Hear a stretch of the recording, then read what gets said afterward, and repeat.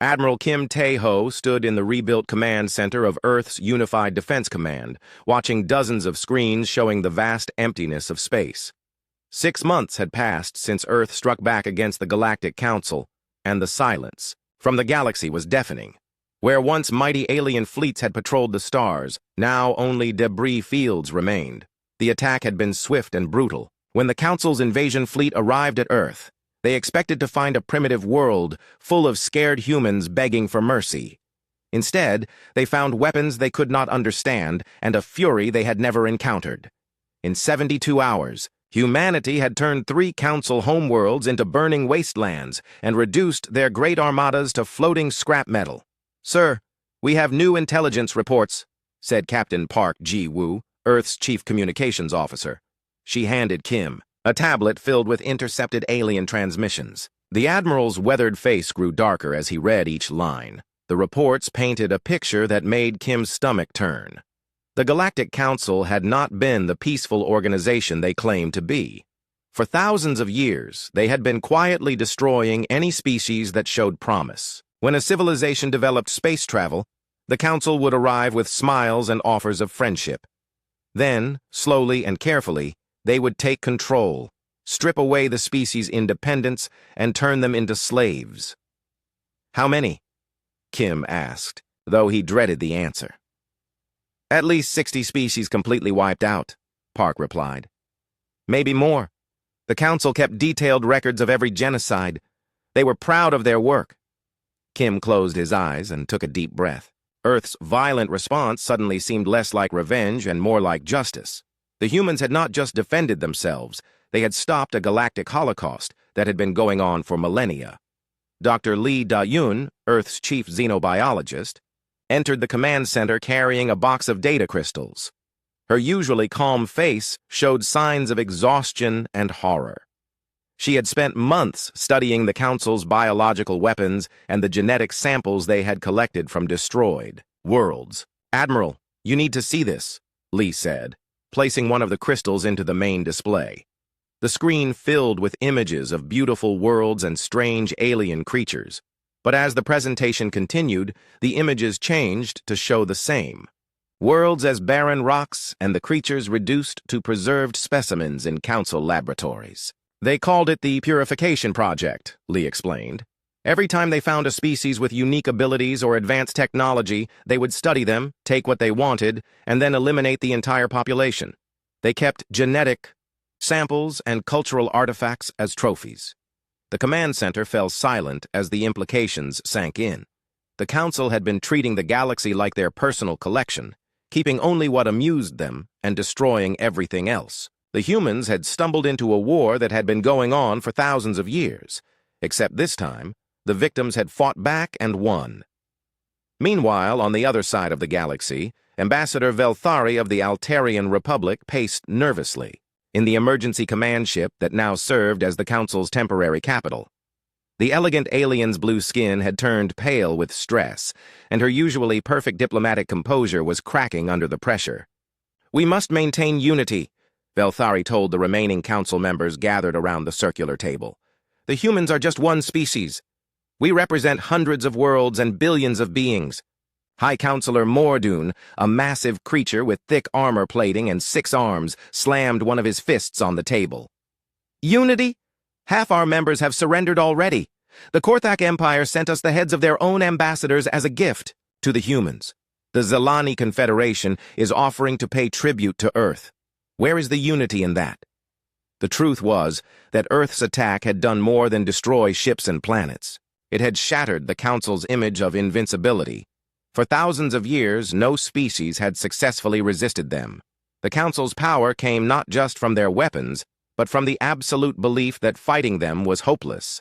Now, that belief was gone.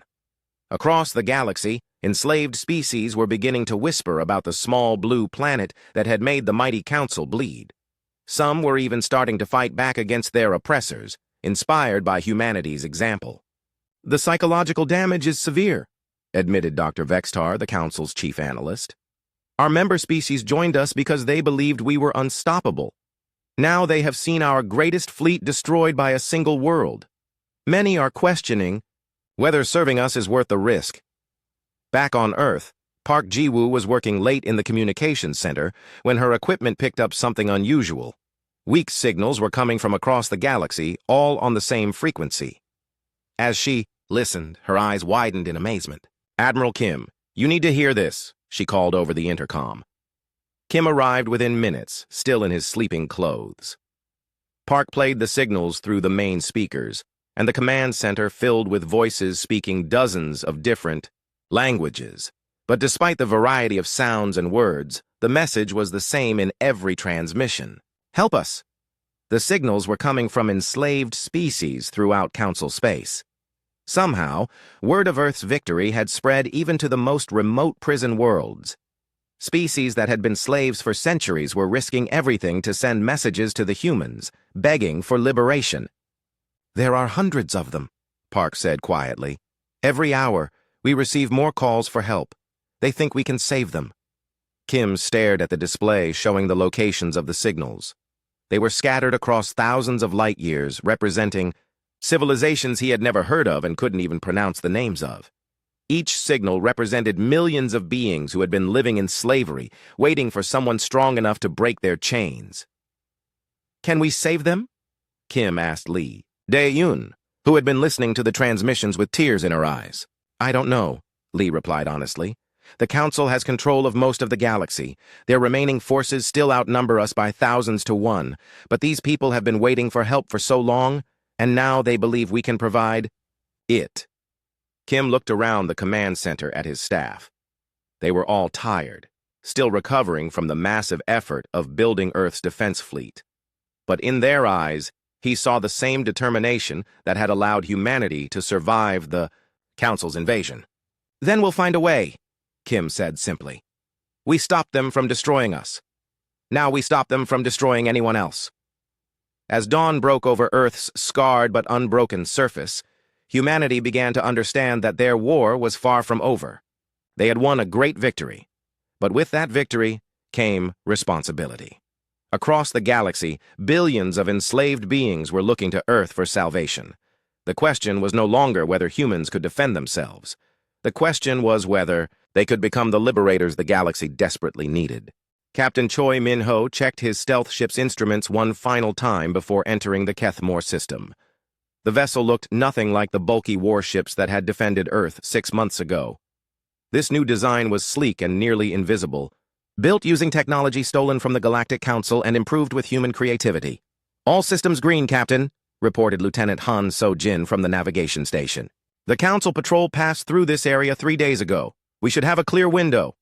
Choi nodded and guided his ship toward the third planet. Intelligence reports said the Kethmorians had been slaves for over 300 years, forced to mine rare metals for their council masters.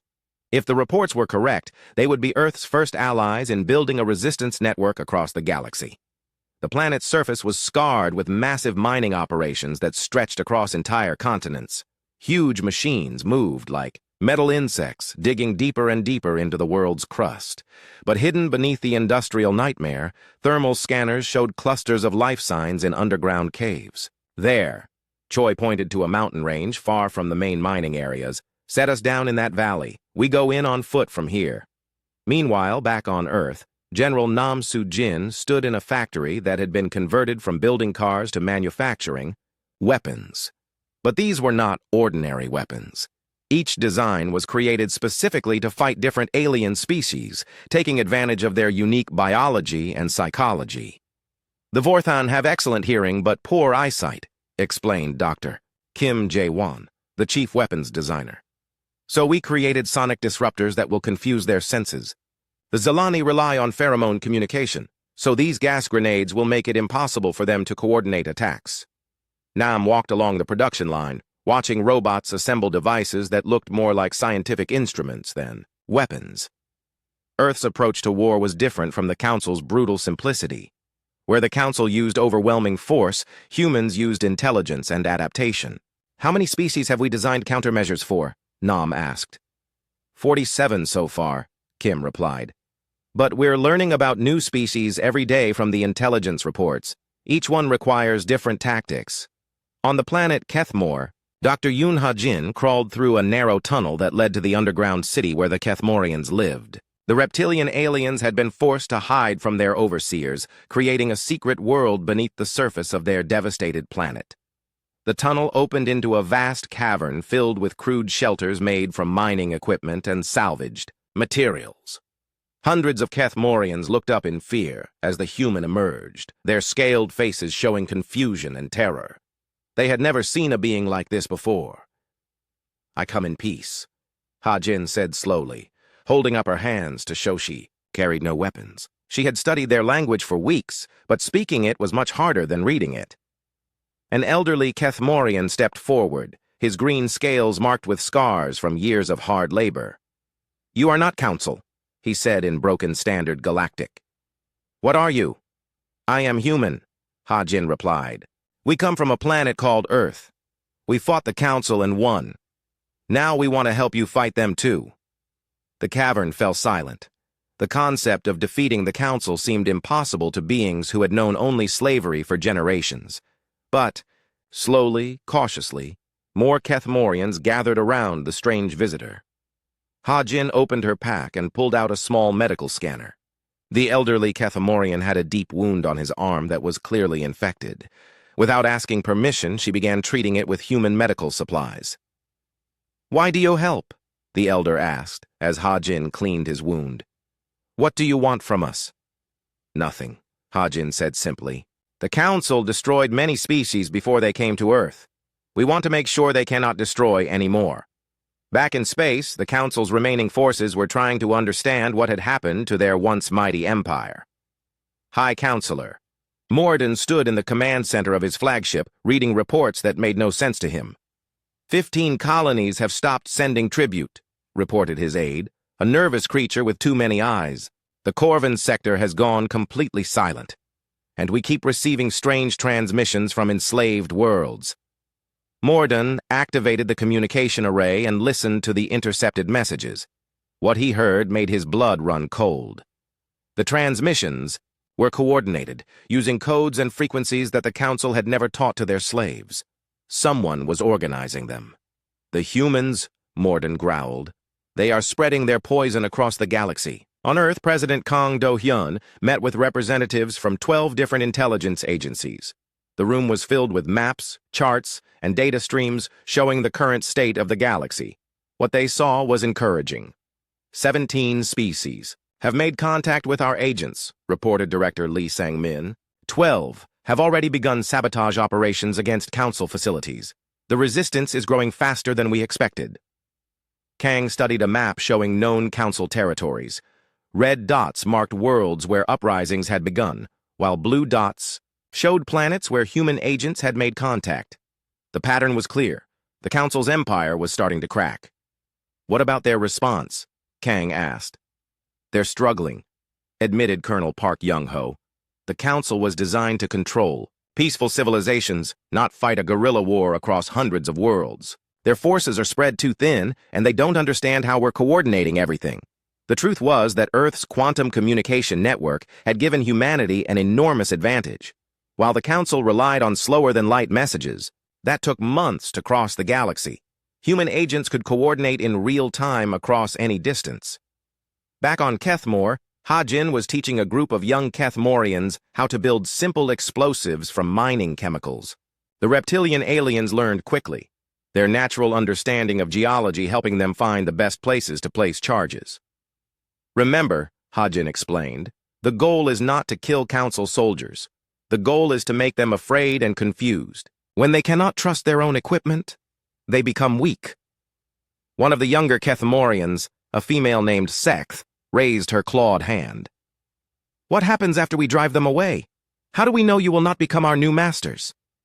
It was a fair question, and Ha-jin had expected it. Every species the Council had conquered had probably been promised freedom by their conquerors at first. "Because we have something the Council never had," Ha-jin replied. "We have something to lose. Earth is our home, and we know what it feels like to be attacked. We would never do to others what was done to us." As the weeks passed, the resistance network grew stronger. Human agents established contact with enslaved species throughout the galaxy, sharing technology, tactics, and hope. The Council's perfect order began to dissolve into chaos as world after world started to fight back. In the depths of space, Captain Choi received a message from Earth. New targets had been identified, and more ships were being prepared for deployment. The network was ready for the next phase, open rebellion. The galaxy was about to learn that when humans made a promise to help, they kept it, no matter the cost. Commander Lee Sang-woo watched 12 different star maps on the main screen of his command ship. Each map showed a different slave world, and each world was about to be liberated at exactly the same moment. Operation Broken Chains was the largest military action humanity had ever attempted. All teams report ready, announced Lieutenant Yu Mi-young from the communication station. We have confirmation from resistance cells on all target worlds. They are waiting for our signal. Lee nodded and opened a channel to Earth. Control, this is Phoenix Leader. All units are in position and ready to begin liberation operations. The reply came from Admiral Kim Tae-ho himself. Phoenix Leader, you are cleared to begin. Remember, the goal is not just to free these worlds, but to show the galaxy that the Council can be beaten. Make it count.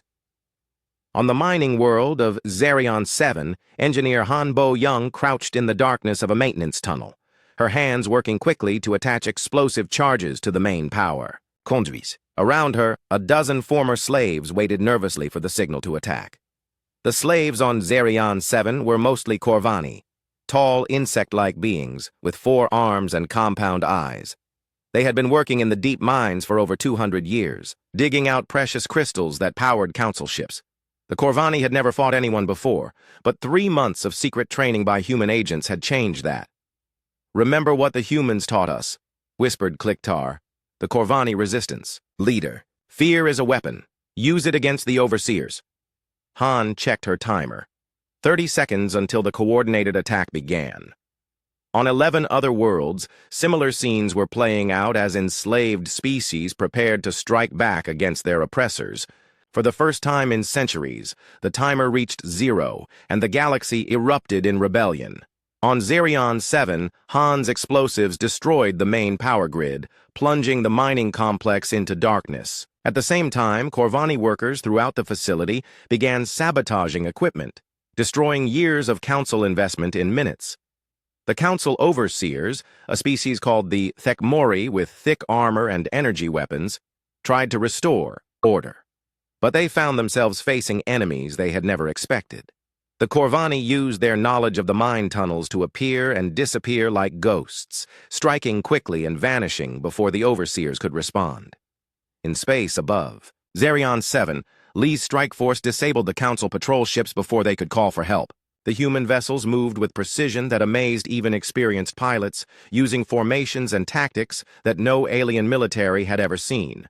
Meanwhile, at Luna Base near Earth, War Marshal Krixtal was leading what he believed would be a surprise attack on humanity's moon fortress. The massive council commander had assembled the largest fleet he could gather from the remaining loyal worlds. The humans think they are safe behind their defensive fields, Krixtal told his officers. They do not know that we have been studying their technology. Today we show them that the council still has teeth. What Krixtal did not know was that humanity had been intercepting council communications for months. Dr. Shin Ye-jin, Earth's chief psychologist, had been studying the alien commander's personality and had predicted exactly when and how he would attack. He is proud and angry, Shin had explained to the defense team. He will come straight at us with everything he has, expecting to overwhelm our defenses through sheer force. We can use that against him. As Krixtal's fleet approached Luna, they found the human base seemingly unprepared. The defensive fields were down, and most of the human ships appeared to be docked and powered down. It looked like the perfect opportunity for revenge. All ships, attack formation, Krixtal ordered. We will crush them before they can respond. The council fleet charged toward Luna at full speed, weapons charging for a devastating first strike. But as they closed the distance, space around, them suddenly filled with human ships that had been hiding behind the moon's bulk, their stealth systems making them invisible until the last moment. It's a trap, one of Krixtal's officers screamed, but it was too late. The human ships moved, with coordinated precision, targeting specific systems on each council vessel. They did not try to destroy the enemy fleet. Instead, they disabled it completely, leaving the ships helpless, but intact. Within an hour, Krikstal found himself a prisoner aboard a human vessel, staring at Captain Song Jin-ho, who seemed almost bored by the easy victory. "You fought well," Song said politely, "but you made the mistake of thinking like a council commander instead of thinking like your enemy." Back on Earth, Dr. Shin began what she called rehabilitation sessions with captured council officers. Unlike the torture and execution that aliens expected, the humans used something far more devastating: truth. "You served the council loyally for 50 years, Shin said to a captured Vorthan general named Kesavor. "Tell me about the First World you helped conquer." Kesavor, a tall alien with gray skin and large black eyes, stared at the human with confusion. "The Delani system. It was a simple operation. They were primitives who did not understand the benefits of council membership." Shin activated a holographic display showing detailed records from the council's own archives. "According to your own reports, the Delani had developed faster-than-light communication and were beginning to explore neighboring systems. They were not primitives." The display showed images of Delani cities, beautiful crystalline structures that reached toward the sky like frozen music. Then it showed the same cities after the council's peaceful integration, empty ruins slowly being consumed by jungle growth. "Where did they go?" Shin asked quietly. Kesavor stared at the images, his confidence beginning to crack. "They were relocated to more suitable worlds for their development." "No," Shin said, bringing up more files. "They were exterminated. Every single Delaney was killed within 6 months of first contact. The council kept genetic samples and cultural artifacts, but the species itself was wiped out completely." Hour after hour, Shin showed Kesavor the truth about his career. Every liberation had been genocide. Every peaceful integration had been slavery or death. The council had made him into a weapon of extinction, and he had served willingly for decades.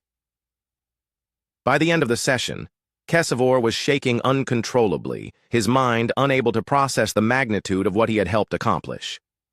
Many council officers broke completely when faced with the reality of their actions, but Shin's goal was not to destroy them. She wanted them to understand. Across the galaxy, the coordinated liberation attacks succeeded beyond humanity's wildest hopes.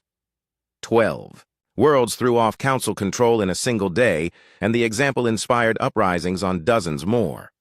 The council's empire, built on fear and the belief that resistance was impossible, began to collapse as that fear transferred to their own forces. The aliens who had ruled the galaxy for thousands of years suddenly found themselves on the defensive, fighting an enemy that seemed to be everywhere at once and understand their weaknesses better than they understood themselves. For the first time in galactic history, the hunters had become the hunted. President Kang Do-hyun stood before the largest gathering of alien species in galactic history. The Great Assembly Hall on Luna had been built in just 2 months to accommodate representatives from 47 different worlds. Each species looked completely different from the others, but they all shared one thing. They had all been freed from council slavery by human intervention. 6 months ago, Earth stood alone against the Galactic Council, Kang began, his words translated into dozens of languages simultaneously. Today, we stand together as the Free Worlds Alliance, not because we conquered you, but because you chose freedom over slavery. In the front row sat Kliktar, the Corvani leader who had helped liberate Zerion 7. Next to him was Sekth, the young Kethamorian who had learned to make explosives from Dr. Yoon Ha-jin. Representatives from species that had never heard of each, other before, were now planning joint operations against their former oppressors. The translator systems worked overtime as dozens of different species began discussing strategy. The Vorthak had excellent spies, the Corvani knew mining and engineering, and the Delani survivors who had been hiding in deep space for decades brought knowledge of ancient council weaknesses. "This is impossible," whispered Ambassador Velthari to herself as she watched the proceedings from a hidden observation post. The elegant Altarian diplomat had been sent to spy on the human gathering, but what she saw defied everything the council believed about governing multiple species. The humans were not giving orders or demanding tribute. Instead, they were asking each species what they could contribute and what they needed. When the insect-like Threx complained that human weapons were too small for their claws, human engineers immediately began designing new versions. When the crystalline Shardani said they could not eat human food, Earth's scientists worked to create nutritional supplements that met their unique biology. Colonel O.J. Sung reviewed the attack plan for Omniplex Prime one final time. The Fortress World was the Council's last major stronghold, protected by massive defensive shields and garrisoned by their most elite troops. But intelligence from liberated worlds had revealed a fatal weakness in the fortress design. The shields are powered by a central reactor located deep underground, O explained to his mixed force of human and alien commandos. The Council built it that way because they never expected anyone to attack from below. The assault team was unlike anything the galaxy had ever seen. Human soldiers worked alongside Corvani tunnelers, Vorthak stealth specialists, and Kethmorian demolition experts. Each species brought unique abilities that complemented the others perfectly. Standing next to O was Commander Yixnal, a former Council general who had surrendered after witnessing Dr. Shin's rehabilitation program. The tall, mantis-like alien had spent weeks learning about the civilizations he had helped destroy, and now he wanted to make amends. "The fortress has 17 levels," Yixnal said, his voice filled with shame and determination. "I helped design the defenses 20 years ago. I know every weakness." The attack on Omniplex Prime began at dawn with a massive orbital bombardment that was nothing more than a distraction. While Council forces focused on the flashy space battle above, O's commandos were already inside the fortress, moving through maintenance tunnels that the arrogant Council architects had never thought to properly defend.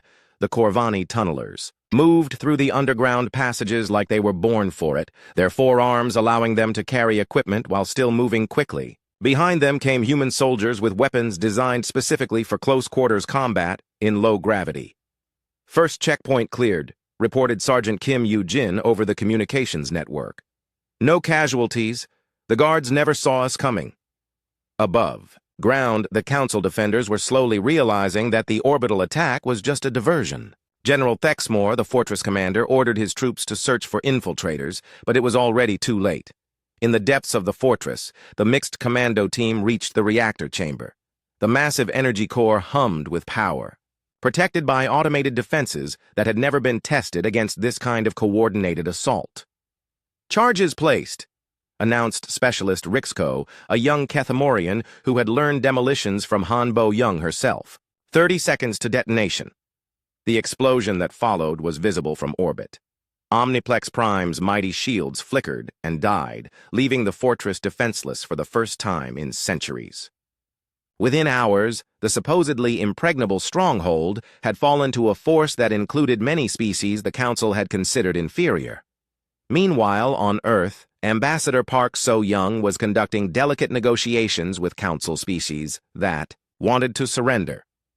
Her office had become a constant stream of alien diplomats, each bringing offers of submission and requests for mercy.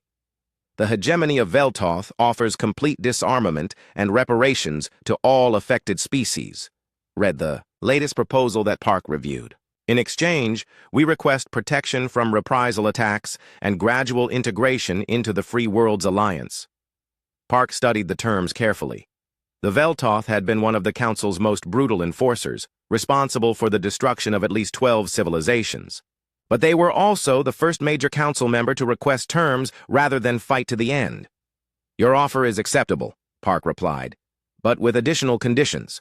Your military officers will undergo the same rehabilitation program we use for all Council prisoners. Your archives will be opened completely to document Council crimes, and you will provide full assistance in locating and freeing any remaining slave populations." The Veltoth ambassador, a creature that looked like a walking tree with too many eyes, considered the terms for a long moment. These conditions would strip away everything that had made his species powerful, but the alternative was the complete destruction that had befallen other Council worlds. "We accept," he said finally. Similar negotiations were happening across the galaxy as more Council species realized that continued resistance was hopeless. The humans had proven they could coordinate dozens of different species into an effective fighting force, something the Council had never managed despite ruling for thousands of years. Dr. Lee Da-yun worked day and night in her laboratory, studying genetic samples recovered from the Council's secret archives. Each sample represented a species that had been completely destroyed, their entire civilization reduced to a few preserved cells. "We found them," Lee announced to the research team, holding up a sample container. "The Lyrae genetic pattern. According to the records, they were wiped out 800 years ago, but their DNA is still viable." The possibility of bringing back extinct species was still theoretical, but it represented hope for justice on a scale the galaxy had never imagined. The Council had not just enslaved civilizations, they had erased them from existence. Now, Earth's scientists were working to undo centuries of genocide. As news of these discoveries spread, even more Council worlds began to surrender. The idea that their victims might someday return from extinction terrified species that had thought their crimes were safely buried in the past. The balance of power in the galaxy had shifted completely. The Council, which had ruled through fear and overwhelming force, now found themselves begging for mercy from the very species they had once considered primitive. And at the center of it all was a small blue world whose inhabitants had turned the concept of warfare into an art form that emphasized liberation over conquest. High Counselor Mordoon stood in the command center of his last remaining ship, watching the star charts that showed his empire crumbling. Red markers indicated worlds in open rebellion, yellow showed surrendered systems, and blue-marked territory now controlled by the Free Worlds Alliance. Only a handful of green dots remained loyal to the Council. "Activate the Star Killer," Mordoon ordered, his 6 arms trembling with rage and desperation. "If we cannot rule the galaxy, then we will destroy the source of this rebellion."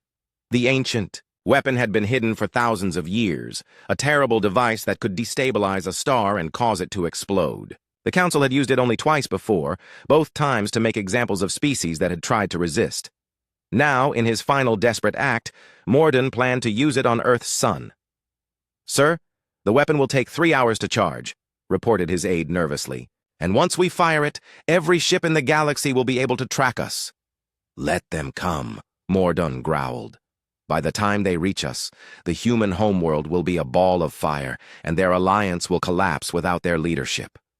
On Earth, Admiral Kim Tae-ho received the emergency alert just as the Council's ancient weapon began powering up. Deep space sensors had detected the massive energy buildup, and scientists quickly realized what it meant. "How long do we have?" Kim asked Chief Engineer Lim Hai-wan, his voice steady despite the magnitude of the threat. 3 hours until they can fire," Lim replied, her fingers flying across multiple keyboards as she analyzed the weapon's energy signature. "But Admiral, our sun will take 6 hours to destabilize completely. That means we have 9 hours total before Earth becomes uninhabitable." Kim opened a channel to every ship in the Free Worlds Alliance fleet. Hundreds of vessels from dozens of species received the same message. Earth's sun was about to be attacked, and humanity needed help to save not just their world, but the entire rebellion. The response was immediate and overwhelming. Ships that had been scattered across the galaxy began jumping toward Earth's system, their crews determined to repay the debt they owed to humanity. The Corvani sent their fastest interceptors, the Vorthak provided stealth ships for reconnaissance, and even species that had recently surrendered to the Alliance offered their vessels. But speed alone would not be enough. The Council's mobile command ship was heavily armed and protected by the most advanced shields in the galaxy. A direct assault would fail, and by the time they broke through the defenses, the Star Killer would have already fired. "We need a different approach," Kim told his staff. "Lim, can you reverse the weapon's effect?" Lim studied the energy readings for several minutes before nodding slowly. "Maybe. The Star Killer works by disrupting the magnetic field that holds a star together. If we could generate a counterfield at exactly the right frequency, we might be able to stabilize our sun even after it's been hit." The plan was insane and had never been attempted before. It would require precise timing, enormous amounts of energy, and ships willing to fly directly into the heart of a destabilizing star. But it was their only chance. Admiral Kim led the assault. Fleet personally, his flagship surrounded by vessels from 40 different species. As they approached the Council's position, Mordun's command ship opened fire with weapons that could destroy planets. "All ships, evasive maneuvers," Kim ordered. "Remember, we don't need to win a fair fight. We just need to buy time." The battle that followed was unlike anything the galaxy had ever seen. Human ships used their superior agility to dart between the Council's massive energy beams, while alien vessels provided covering fire and electronic warfare support. The Kethmorians used their mining expertise to launch guided asteroids at the enemy ship, and the Threks deployed fighters that moved in swarm patterns no Council tactician had ever encountered. Despite the overwhelming odds, the Alliance fleet managed to damage the Council ship's shields. But it was not enough, and time was running out. "Star Killer firing in 30 seconds, reported Mordun's weapons officer. At that moment, Commander Yixnall made a decision that would be remembered for generations. The former Council General, flying a captured Council ship, broke from the Alliance formation and charged directly at Mordun's vessel. "This is for every species I help destroy," Yixnall transmitted on all frequencies as his ship's engines overloaded. "I will not let you commit one more genocide." The explosion when Yixnall's ship hit the Council vessel was visible across several star systems. The blast damaged the Star Killer's targeting systems just as it fired, causing the weapon to miss Earth's sun by several million kilometers. But even a near miss from such a weapon had terrible effects. Space around Earth's sun began to distort as gravitational waves spread outward. The star's surface erupted with massive solar flares, and its magnetic field started to fluctuate wildly. "The sun is destabilizing," Lim announced grimly.